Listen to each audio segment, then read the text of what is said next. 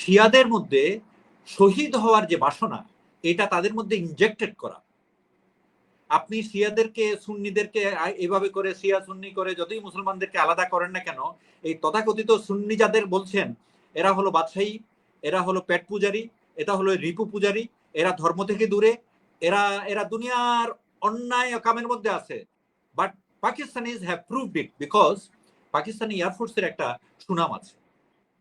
South আফ্রিকার মতো আপনার বিবেক তাড়িত হয়ে আপনি যদি গাজার জন্য ইন্টারন্যাশনাল ক্রিমিনাল কোর্টে যান, আমি বলবো আপনি মুসলমানদের পক্ষে। আপনি কাকে বলছেন মুসলিম আর কাকে বলছেন অমুসলিম,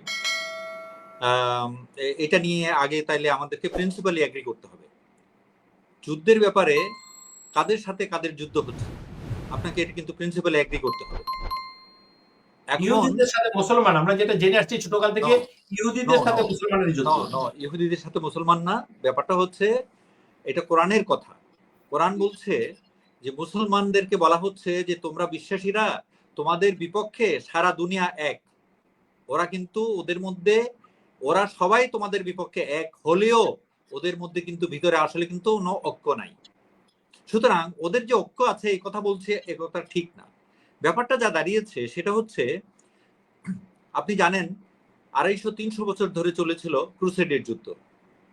ক্রুসেডে ওরা বুঝতে পেরেছে যে না, এই মুসলমানদেরকে ঠেকানো যাবে না।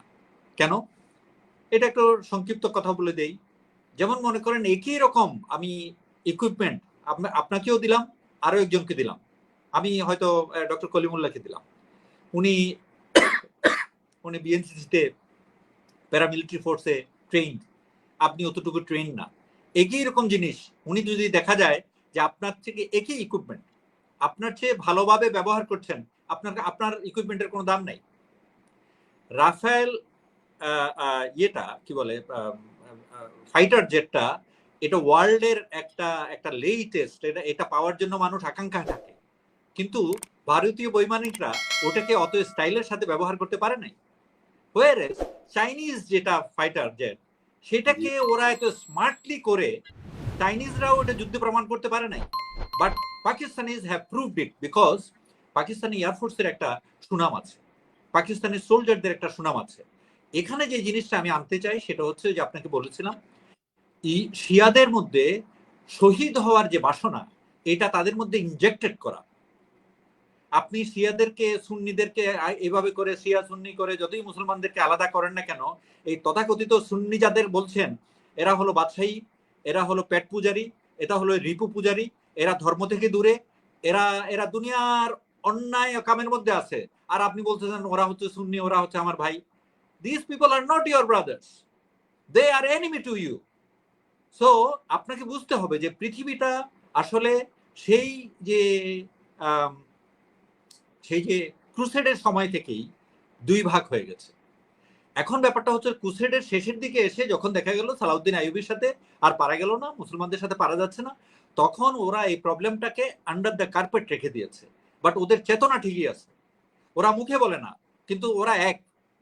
ইভাঞ্জেলিক্যাল খ্রিস্টানদের যদি আপনি নীতি স্টাডি করেন, ইউ উইল ফাইন্ড, আপনি জিউসদের যে যারা কট্টরপন্থী জিউস, এদের যদি নীতি করেন, আপনি দেখবেন ওদের এক কথা, সেটা হলো মুসলমানদেরকে ডিস্ট্রয় করে দিতে হবে, ডিফিট দিতে হবে, রাখা যাবে না। নাও হু ইজ মুসলিম? এই যে দুই ভাগ, এখানে কিন্তু নিরপেক্ষতা বলে কোনো কিছু নাই। এখন যদি কলিমুল্লাহ সাহেব বলেন যে না আমি নিরপেক্ষ, এটা কিন্তু দিস ইজ নট কারেক্ট। যে নিরপেক্ষ বলে সে আসলে আমার পক্ষে না, সোজা কথা, সে ইনডাইরেক্টলি ও ডাইরেক্টলি সে আমার শত্রুর পক্ষে। এখানে দুই ভাগ হয়ে গেছে পৃথিবী প্রথমেই, এখন থেকে আরো প্রায় 700 বছর আগে। কিভাবে? একটা হলো ইসলামের পক্ষে, আর একটা হলো ইসলামের বিপক্ষে। আপনি দেখেন এখনো তাই হচ্ছে। ইসলামের বিপক্ষে হওয়ার জন্য মুসলমান হওয়ার দরকার নাই, বা গ্যাবন হওয়ার দরকার নাই, আপনাকে সাউথ আফ্রিকা হলেও চলবে। সাউথ আফ্রিকার মতো আপনার বিবেক তাড়িত হয়ে আপনি যদি গাজার জন্য ইন্টারন্যাশনাল ক্রিমিনাল কোর্টে যান, আমি বলবো আপনি মুসলমানদের পক্ষে।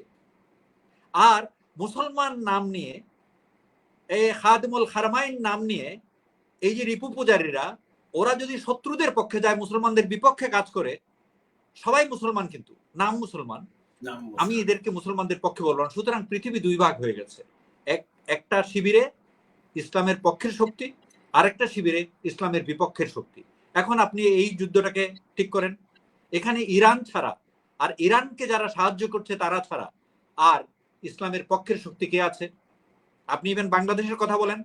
আমি গত এই যে 5ই অগাস্টের আগে, এর আগে মনে করেন 18 সালে গাজায় প্রবলেম হয়েছিল, গাজায় এই যে আক্রমণ করলো, এবার যখন গাজায় আক্রমণ করলো, আমরা এখানে টাকা কালেক্ট করব, পয়সা কালেক্ট করব, আর কয়দিন কালেকশন করার পর হঠাৎ বলে দেওয়া হলো না মসজিদে এটা কালেক্ট করা যাবে না। কেন? উপর থেকে নির্দেশ আসছে। কিসের নির্দেশ? যে কেউ চায় না যে এখান থেকে গাজার জন্য কালেক্ট হয়ে টাকা যাক। আপনি কি মুসলমান বলতেছেন?